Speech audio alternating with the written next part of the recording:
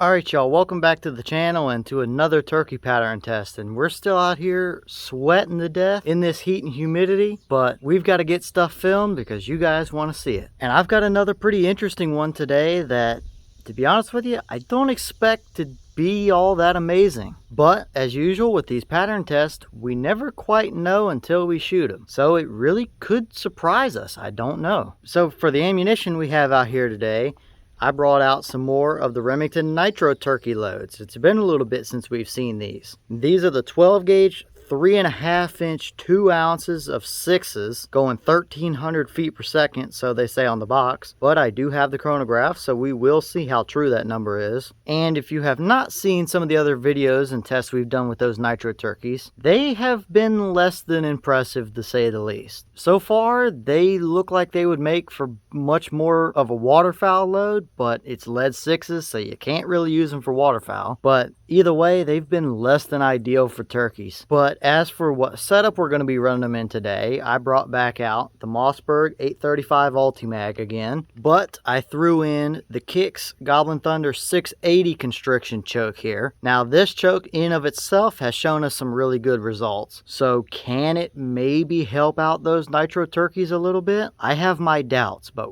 we'll see. But either way, I have the turkey target set up over here at 40 yards away from the bench. And like I said earlier, I also have the chronograph, so we will shoot it across there and see what velocity we got. So let's take you guys over here, get you set up on the target, and we'll shoot them. We'll take a look at what number we had on our chronograph. Then we'll look and see how they did on the target. So let's head over here and shoot them and see what they can do for us.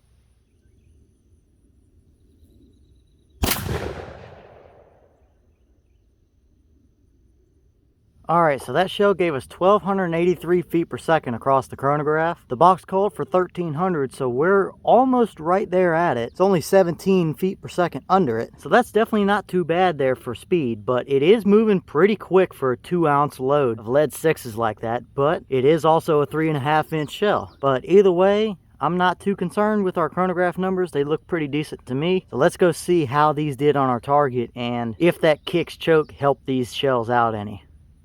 Okay, so now we're down here at our 40-yard paper, and this is pretty interesting, if you can even say that. He is absolutely a dead turkey. I mean, there's 4 or 5 in the brain there, and a couple more in the spine.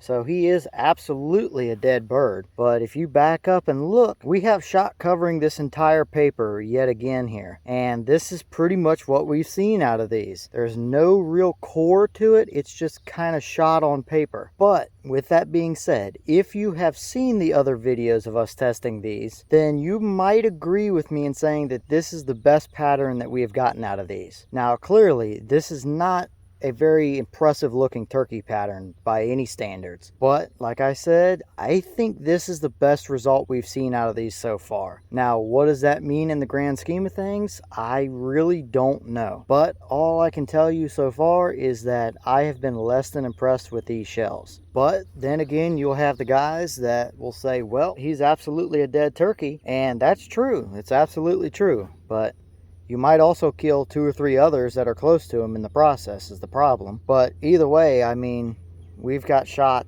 all the way from the left corner to the right corner, from top to bottom, everywhere here. It looks like a pretty decent waterfowl pattern, although you cannot use these loads for waterfowl. So I really don't know where to put these. They're not a turkey load I would use, but I can't use them for waterfowl either. And a 3.5 inch 12 gauge is a little bit on the extra side when it comes to doves and stuff like that. So these are just kind of floating in the middle for me somewhere right now. But either way, it is still a dead turkey and it will do the job, but it's just not very impressive, all things considered here.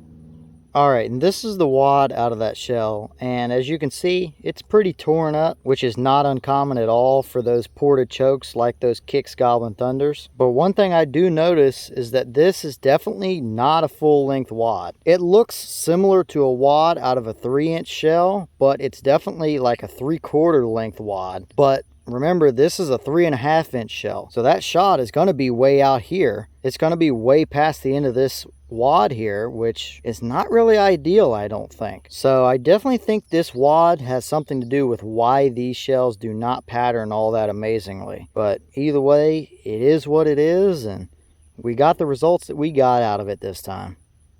Alright, well y'all, what did you think about how these shells did? I know myself, as well as a lot of other people, are just not big fans of the Remington shells like this. They just seem to not have quite the performance capability of some of the other competing shells right in the same price bracket and right next to each other on the same shelf at the store. So with that being said, is this a turkey shell that you would use? I know for me, it's not one that I'm going to use anytime soon. I mean, we saw today it would kill the turkey, absolutely. But you may also kill the 2 or 3 next to them as well. But if you have used these shells, what has been your experience with them? From what I've seen so far out of other people, it's been pretty much more of the same across the board, really. But either way, leave me a comment and let me know your thoughts about it. But either way, I definitely think it was another kind of disappointing result here, which I'm really not surprised about. But let me know what you think, and I'm going to get back to doing some more testing before I just melt out here in this 1,000,000-degree heat. So stay tuned, because we've got plenty more shotgun and rifle stuff coming. And with that being said, I'll see y'all in the next one.